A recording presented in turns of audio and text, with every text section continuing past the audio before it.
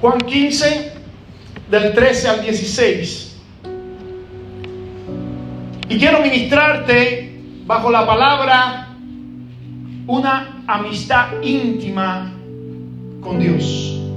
Una amistad íntima con Dios. Dice la palabra en Juan 15 del 13 al 16. Nadie tiene mayor amor que que uno ponga su vida por sus amigos. Vosotros sois mis amigos si hacéis lo que yo os mando. Ya no os llamaré siervo, porque el siervo no sabe lo que hace su señor, pero os he llamado amigo, porque todas las cosas que oí de mi Padre os las he dado a conocer. No me elegisteis vosotros a mí, sino que yo os elegí a vosotros y os he puesto para que vayáis y llevéis fruto, y vuestro fruto permanezca, para que todo lo que pidiereis al Padre en mi nombre, Él os dé. En la clase pasada hablábamos acerca del nivel triple cuando uno se acerca a Dios que puede experimentar. Hablamos que Dios, el Señor, se manifiesta para nosotros como Dios, que el Señor se manifiesta para nosotros como Padre y que el Señor se manifiesta para nosotros como amigo. Y hoy yo quiero profundizar un poquito acerca de la amistad con Dios, porque muchas veces vemos a Dios como un Dios dictador o un Dios que está en el cielo esperando que nosotros cumplamos una serie de mandamientos externos sobre todo, y no concebimos a Dios como ese amigo, esa persona cercana a nosotros. Y por eso yo quiero que veamos cómo Dios está interesado a través de la palabra en ser amigo nuestro y que nosotros seamos amigos de Él. La palabra amistad viene del latín amiciate, que quiere decir afecto personal, puro y desinteresado. También quiere decir afinidad, afabilidad, conexión, armonía, simpatía, empatía, compañerismo, entre otros significados. Dios está interesado en tener afinidad, simpatía, compañerismo con nosotros. La palabra en griego del Nuevo Testamento que se usa para amistad es filia, ¿ok? Que es ser amado, querido, amistoso, y un sinónimo en el griego es koinonía, que se usa para comunión, relación íntima, intercambio mutuo, confraternidad, unidad fraternal, colaboración, intercambio de sentimientos, intercambio de pensamientos, intercambio de emociones. Por lo tanto, yo veo en la palabra un Dios que está interesado en compartir con nosotros todas las bendiciones que Él tiene y que nosotros compartamos a la misma vez todas nuestras experiencias, tanto positivas como negativas, con Él. Dios quiere que nosotros entreguemos nuestro corazón a Él y Él está abriendo el suyo para nosotros. El acto más hermoso de adoración es cuando abrimos nuestro corazón y ambos corazones, el nuestro y el de Dios, se pueden interrelacionar. Cuando vamos a las Escrituras, vemos que Dios es nuestro Señor y que nosotros debemos ser sus siervos. También vemos que Dios es nuestro Padre y nosotros somos sus hijos. Pero también vemos que Dios es nuestro amigo y Él quiere que nos convirtamos en su amigo. Ahora, este versículo que acabamos de leer tiene los principios fundamentales para nosotros convertirnos en amigos de Dios. Y si Dani me lo puede poner nuevamente en la pizarra para que vean de lo que quiero predicarle en esta tarde. Número 1, el primer principio lo encontramos en el verso 13. Entrega incondicional. Si tú y yo queremos ser amigos de Dios, debemos entregarnos a Él incondicionalmente. No es un área de nuestra vida, no es una etapa de nuestra vida, no es parte de nuestros pensamientos o sentimientos, no, es una entrega incondicional completamente a Dios. Nadie tiene mayor amor que que uno ponga su vida por su amigo. Dios quiere que tú seas capaz de entregarte completamente a Él, no parte de ti, sino totalmente a Él. Oh, hay pocos siervos de Dios, hay menos hijos de Dios y hay muchísimos escasos amigos de Dios. A pocas personas en las Sagradas Escrituras Dios les llama que son sus amigos. Ahora tú y yo debemos ir en pos de esa amistad. Segundo principio, los amigos de Dios tienen una obediencia radical a Dios, no una obediencia media, no una obediencia circunstancial, no una obediencia parcial. Los amigos de Dios obedecen a Dios radicalmente. Vosotros sois mis amigos si hacéis lo que yo os mando. Puedes ver que los amigos de Dios tienen una obediencia radical. Número 3, tercer principio. Los amigos de Dios tienen una transparencia total. Son transparentes completamente a Dios.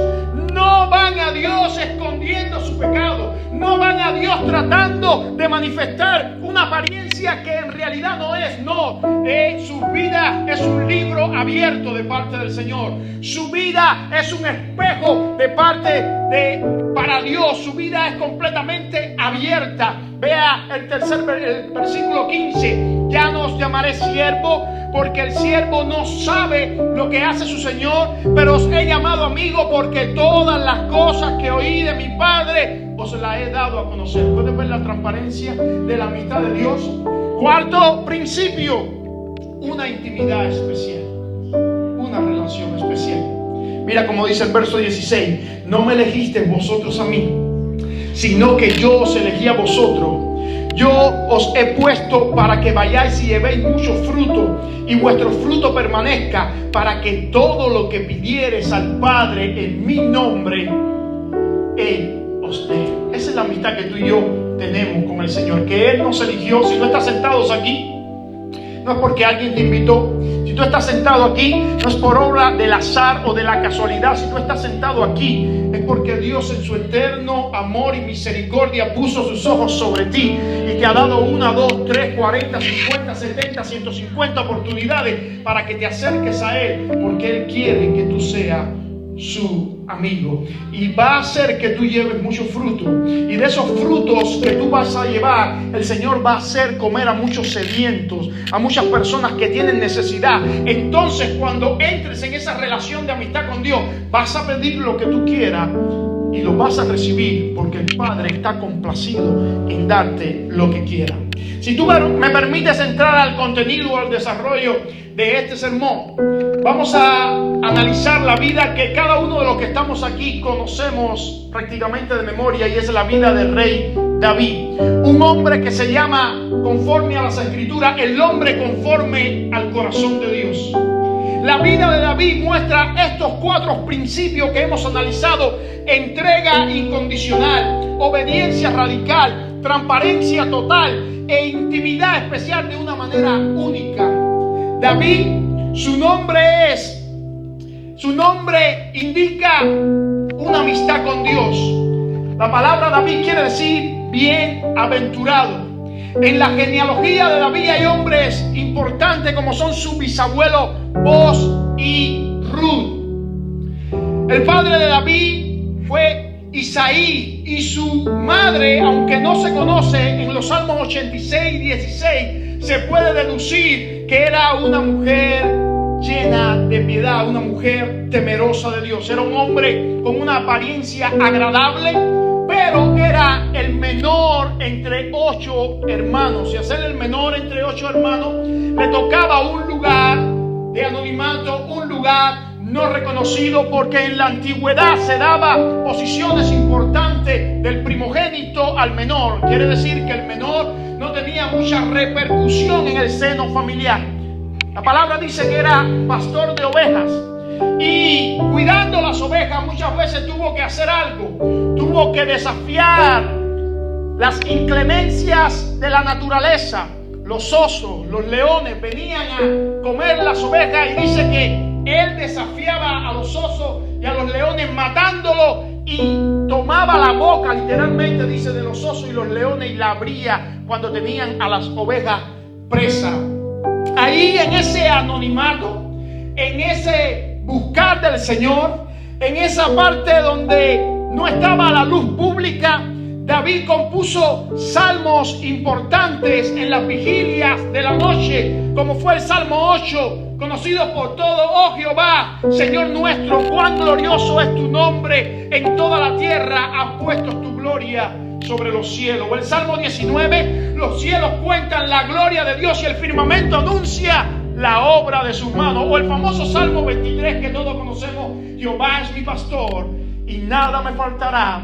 Alabado sea el nombre del Señor. Esos salmos preciosos, esos salmos maravillosos compuso David. Ahora, la prioridad en esta etapa de David, en la etapa del anonimato, es conocer a Dios en una relación íntima. Es conocer la presencia del Señor de una manera incondicional. Y Dios hizo cosas con David maravillosa. Reveló a Samuel que el hombre que a él le agradaba de todo Israel, que era el hombre conforme a su corazón, era David. Y le dijo a Samuel era un profeta, le dijo: ve y úngele. Y cuando Samuel iba a ungir a David, imagínese decir en Israel que usted iba a ungir un rey fuera del rey que estaba, era un sacrilegio y Samuel podía perder la vida.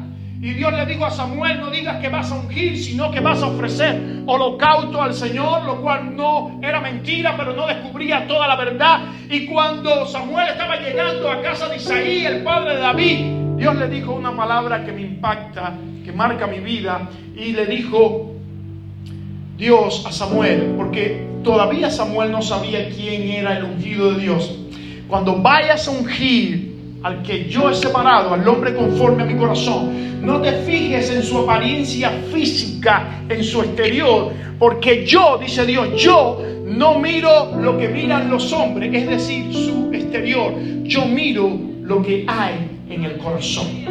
Nadie imaginaba, ni Samuel ni Isaí, que David iba a ser el ungido. Pero cuando llegó David, rápidamente Samuel se percató que era el hombre que había sido escogido por Dios para ser el dulce cantor de Israel, el rey de Israel. La unción cayó sobre David y estando en el anonimato empezaron a surgir cosas que Dios empezó a revelar su plan con él. Por ejemplo, habían demonios que atormentaban a Saúl y mandaron a buscar a David, el cantor, el dulce cantor de Israel, aquel muchacho joven, pastor de ovejas que nadie conocía, para que tocara el arpa. Y cuando él tocaba el arpa, los demonios huían de la unción que tenía David de una forma sobrenatural. Usted conoce el desafío perpetuo que había entre los filisteos e Israel. Se levantó un gigante llamado Goliat. Todos los niños conocen esta historia, desafiando a los escuadrones del Dios de Israel. Y cuando David, que no estaba ni alistado porque era un joven pequeño, dijo: yo voy a pelear contra Goliat, todo el mundo se empezó a reír. Y cuando nadie salía porque todos tenían miedo a Goliat, entonces Saúl le dio una armadura a David que le quedaba grande, porque era tan pequeño que le quedaba grande la armadura, era un joven. Y David le dijo: despójame de esta armadura, yo voy con mis armas. El arma era una honda y unas piedras. Y cuando Goliat dijo: ¿soy yo algún perro que tú vienes contra mí con honda y con piedra? David le dijo: tú has desafiado el nombre de Dios, el jefe, el Dios de los escuadrones de Israel. Tú vienes contra mí con espada, lanza y jabalina, pero yo voy contra ti en el nombre de Jehová de los ejércitos. Y usted conoce la historia. Lanzó una piedra, quedó clavada en su frente. David mató a Goliat lanzando una piedra, y del anonimato, de que nadie lo conocía, pasó a ser el héroe nacional de Israel. Pasó a ser el hombre más conocido. Porque déjame decirte algo, hay una etapa de nuestra vida que nosotros estamos en anonimato, pero en ese anonimato Dios espera que nosotros tengamos una entrega incondicional a Dios. Dios tiene planes, proyectos para ti que estás sentado aquí. Dios tiene propósito para ti. Tú estás en el anonimato ahora, en una relación con Dios que quizás nadie entienda, pero Dios permite el anonimato de sus hijos para ver a qué medida ellos son capaces de entregarse. Y esta es la palabra de este punto. Hasta que no te entregues incondicionalmente, Dios no te va a usar totalmente. La entrega precede a ser un instrumento de Dios.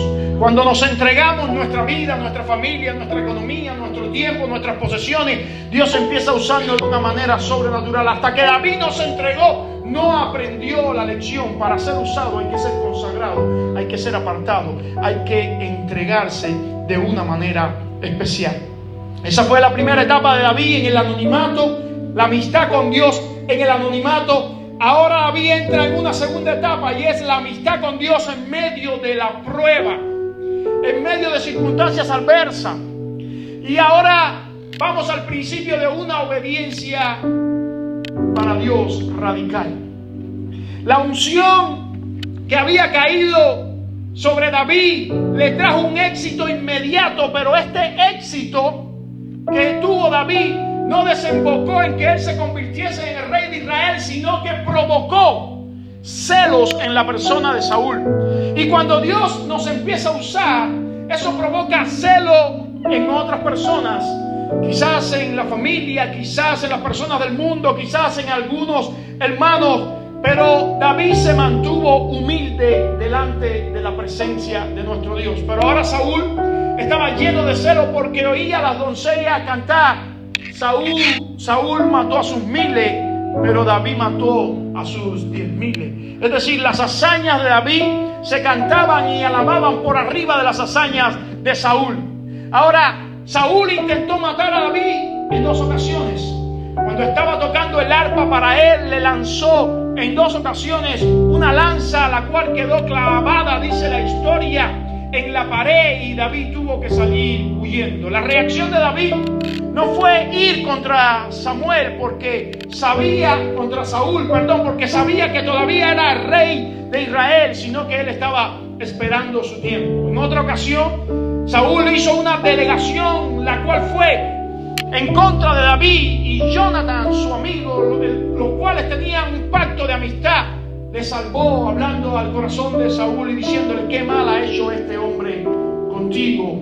¿Qué ha hecho si no más que matar a Goliat y librar a Israel de la opresión de los filisteos? Y aplacó la ira de Saúl. En otra ocasión, Mical tuvo que esconderle, hacerlo caer por una ventana y librarlo de la furia de Saúl, porque Saúl quería matarlo constantemente. Este evento hizo que David tuviese que huir al desierto con su familia, y me llama la atención cómo los amigos de Dios, a pesar de las pruebas, tienen que seguir lidiando con su familia y tienen que seguir ayudando a su familia. David huyó con su familia al desierto. Dice la palabra que sostenía a su familia, pero se unió un ejército de 400 personas. Ahora mire, los que se le unieron a David no fueron los más diestros, ni los mejores soldados, ni los más capacitados. No, dice la palabra que se le unieron los esclavos, que se le unieron los que tenían deuda, que se le unieron los desamparados.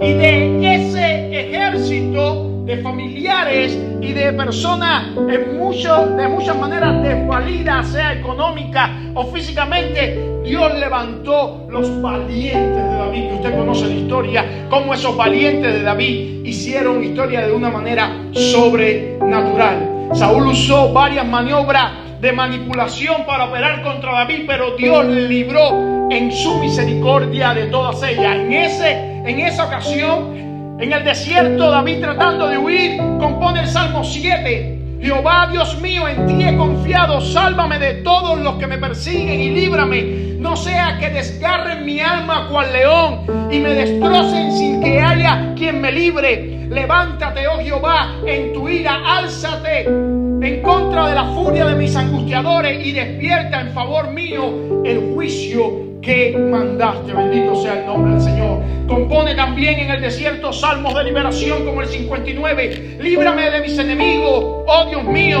Ponme a salvo de los que se levantan contra mí. Líbrame de los que cometen iniquidad y sálvame de hombres sanguinarios, porque he aquí están acechando mi vida, se han juntado contra mí poderosos. Bendito sea el nombre del Señor. Ahí vemos a un David en medio de las pruebas, cultivando una amistad con Dios. En medio de las pruebas, no quejándose, sino componiendo salmos que hoy en día son de inspiración para nosotros. No vemos a un David diciendo: Señor, ¿para qué me ungiste si Saúl tiene celo? Señor, ¿para qué me hiciste matar al gigante si eso iba a provocar envidia en el rey? Señor, ¿para qué me levantaste tanto si ahora tengo que estar en el desierto con mis familiares, mis seres queridos? He perdido la comodidad de mi casa, he perdido la comodidad de mi trabajo, de pastorear ovejas tranquilamente para estar huyendo del desierto. No vemos a ese hombre conforme al corazón de Dios quejándose, sino aprovechando el momento de las pruebas para componer salmos que quedan plasmados como un hombre que conocía el corazón de Dios y el propósito que Dios tenía para con él. Eso hacen los amigos de Dios. No se quejan.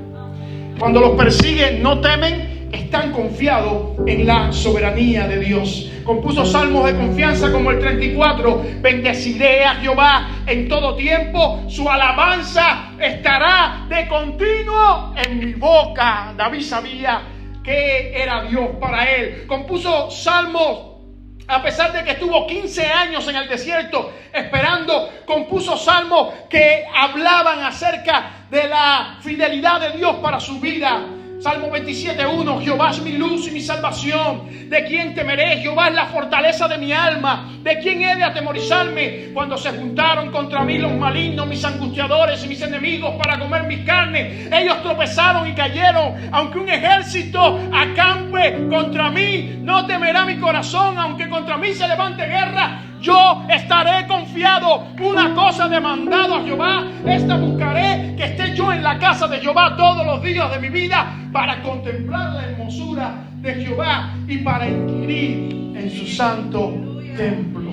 ¡Qué hombre de Dios!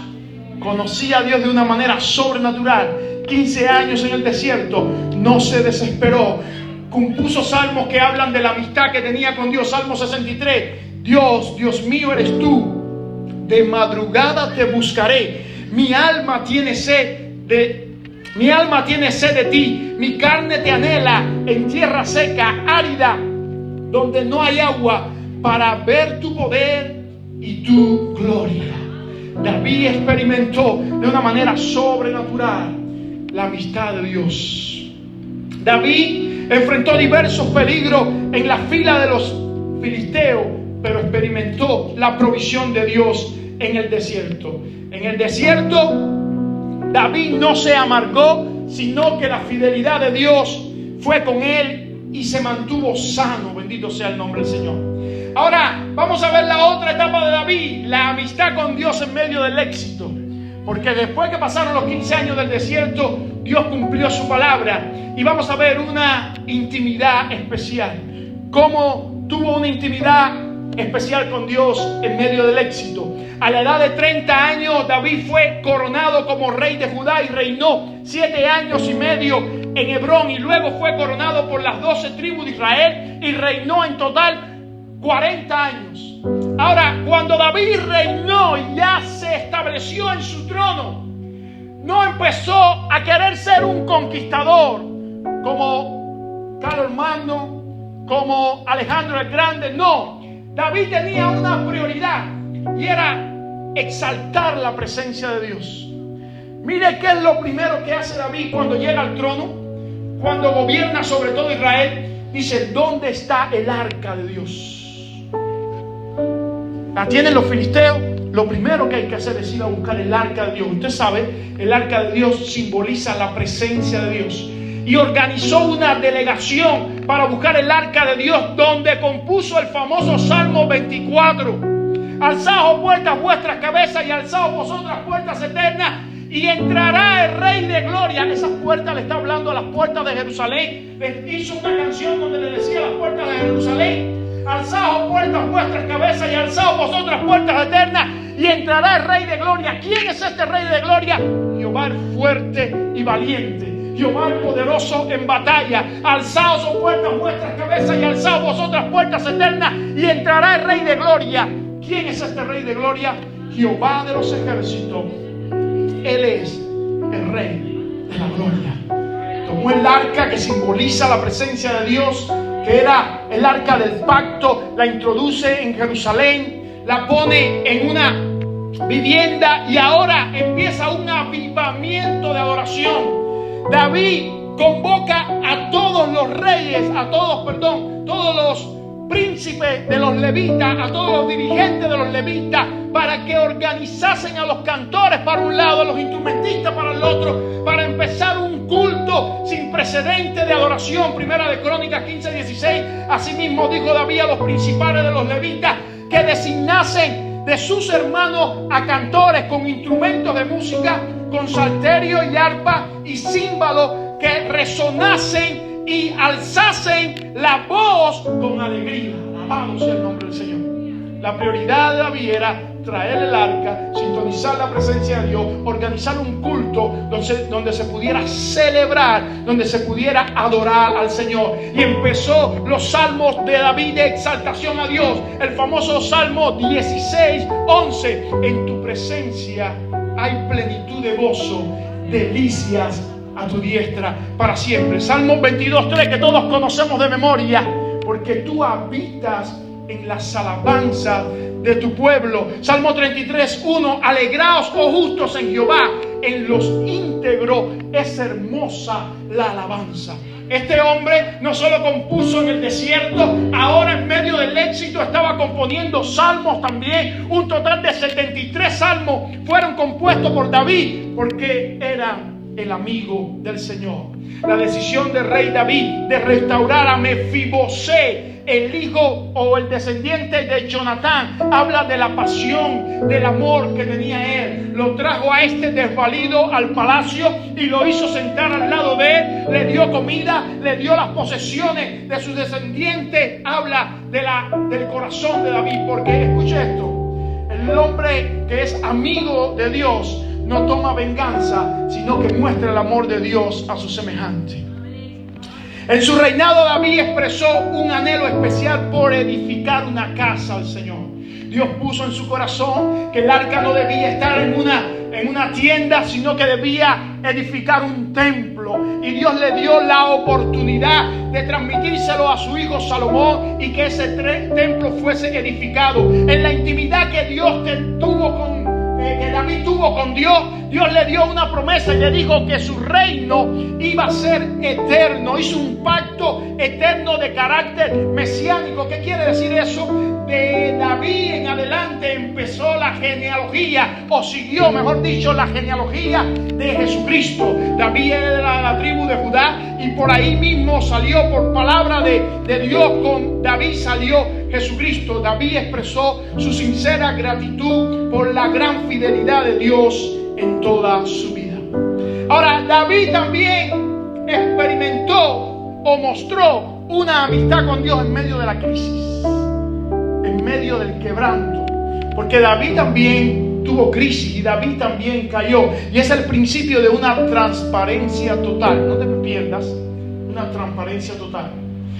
En medio de su gran éxito, David se descuidó, y dice que cuando los reyes salían a la guerra, salió a su tejado y vio a Betsabé, y vio que estaba bañándose y le gustó, y tuvo un doble pecado de adulterio y de homicidio, porque mató también al esposo de ella.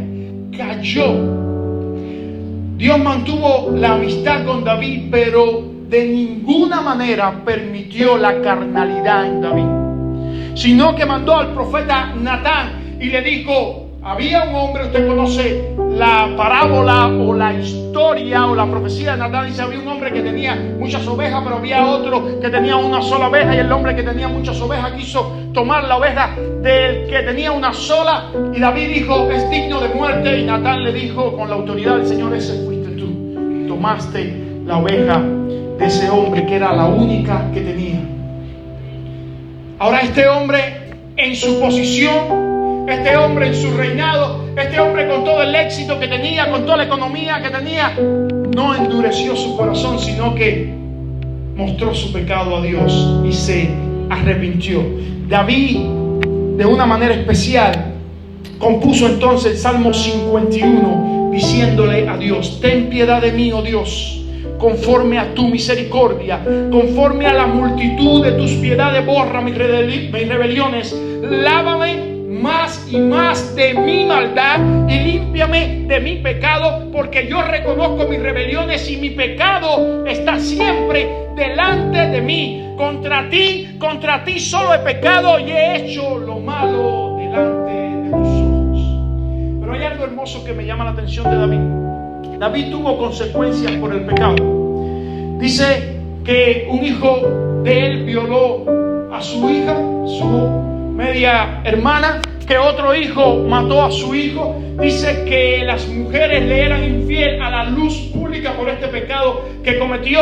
Dice que el reino se dividió, y en medio de todo ese panorama donde David estaba pagando la consecuencia por el pecado que había cometido, levantó esta oración en el Salmo 51 y no le pidió a Dios que restaurara su familia en primer lugar. No le pidió a Dios que le devolviera el reino. No le pidió a Dios que no le avergonzara frente a sus enemigos. Mire qué pidió David. David, en primer lugar: no me eches de delante de ti y no quites de mí tu Santo Espíritu. Vuélveme el gozo de tu salvación y espíritu noble me sustente, porque no quieres sacrificio que yo lo daría. Está hablando de los animales que se ofrecían por el pecado en el Antiguo Testamento. Por eso es que David se llama un hombre adispensacional. Dispensación es una etapa de tiempo y a es el prefijo negativo. Es un hombre que salió de su tiempo para adelantarse a su tiempo 1000 años. En un tiempo donde por el pecado lo que se hacía era ofrecer animal. David dice estas palabras: porque no quiere sacrificio, es decir, animales que yo lo daría. No quieres holocausto. Los sacrificios de Dios son el espíritu quebrantado, el corazón contrito y humillado no despreciará tú, oh Dios. En medio de toda su crisis, David, lo que más le importaba no era su familia, lo que más le importaba no era la economía, lo que más le importaba no era el reino, la fama, lo que más le importaba no eran los enemigos. Lo que más le importaba a David era la amistad que tenía con Dios, y que Dios no quitase su espíritu de él. Este hombre es un legado entero para nuestras vidas. Este hombre es una enseñanza tremenda para cada uno de nosotros. A pesar del perdón de Dios, Dios no refrenó las consecuencias, pero David siguió escribiendo acerca de la amistad con Dios en medio aún de la crisis. Salmo 3: oh Jehová, cuántos se han multiplicado mis adversarios, muchos son los que se levantan contra mí, muchos son los que dicen de mí: no hay para él salvación en Dios. Mas tú, Jehová, eres escudo alrededor de mí, mi gloria y el que levanta mi cabeza. Con mi voz clamé a Jehová, y él me respondió desde su monte santo. Yo me acosté y dormí y desperté, porque Jehová me sustentaba. No temeré a 10 millares de gente que pusiere sitio contra mí. Levántate, Jehová, sálvame, Dios mío, porque tú heriste a todos mis enemigos en la mejilla. Los dientes de los perversos quebrantaste. Las salvaciones de Jehová sobre su pueblo sea su bendición. ¡Qué hombre de Dios! Sin duda David comprobó la fidelidad de Dios al pacto mesiánico. Dios no le permitió a su amigo David ni el más mínimo indicio de carnalidad en su corazón, sino que lo reprendió y lo castigó, pero también lo restauró cuando éste se arrepintió. Nada ni nadie pudo estropear, su amistad con Dios. Salmo 138, 7 y 8. Si anduviere yo en medio de la angustia, tú me vivificarás. Contra la ira de mis enemigos extenderá tu mano y me salvará tu diestra. Jehová cumplirá su propósito en mí. Tu misericordia, oh Jehová, es para siempre. No desampares la obra de tus manos. Alabado sea el nombre del Señor. David dejó un legado espiritual a las próximas generaciones, la motivación de edificar una casa para el Señor, que lo hizo su hijo Salomón. El rey David fue el dulce cantor de Israel, componiendo 73 salmos que hoy tú y yo somos edificados por ellos. David murió al cumplir 40 años en su reinado, y en su lápida dejaron escritas, según Hechos 13:36, estas palabras: porque a la verdad David, habiendo servido a su propia generación según la voluntad de Dios, durmió. Quiere decir que este hombre fue un hombre conforme al corazón de Dios. Recuerda estos 4 principios siempre para cultivar una verdadera amistad con Dios: entrega incondicional, obediencia radical, transparencia total, intimidad especial. Dios está buscando hombres y mujeres que quieran conocer su corazón. La amistad genuina con Dios nunca fenece, sino que se cultiva trayendo frutos en la tierra y aún desembocará en alabanza y adoración cuando nos encontremos con el Señor. Dios no es un Dios que se esconde. Dios no es un Dios que está lejos. Dios no es un Dios para el domingo. Dios es un Dios que quiere convertirse en tu mejor amigo y en mi mejor amigo. Dios es el Dios que quiere que tú abras el corazón para Él, y donde quiera que tú estés y como quiera que tú estés y como quiera que te sientas, puedas hablar con Él. No pienses que orarle a Dios es el domingo a la iglesia de rodillas o es en el momento que todos oramos. No, orar con Dios es hablar con Dios, y siempre que lo hacemos, nuestro corazón es avivado por la persona del Espíritu Santo de Él. La amistad con Dios debe ser nuestra prioridad absoluta. ¿Escuchaste eso? Nuestra amistad con Dios debe ser nuestra prioridad absoluta. Tenemos abierto un camino vivo y santo por medio de Jesucristo para siempre poder disfrutar una amistad con Dios mediante la persona del Espíritu Santo. Un verso que he repetido mucho en estos días: tú y yo somos templo de Dios en el Espíritu Santo de Dios. Dios quiere ser tu amigo.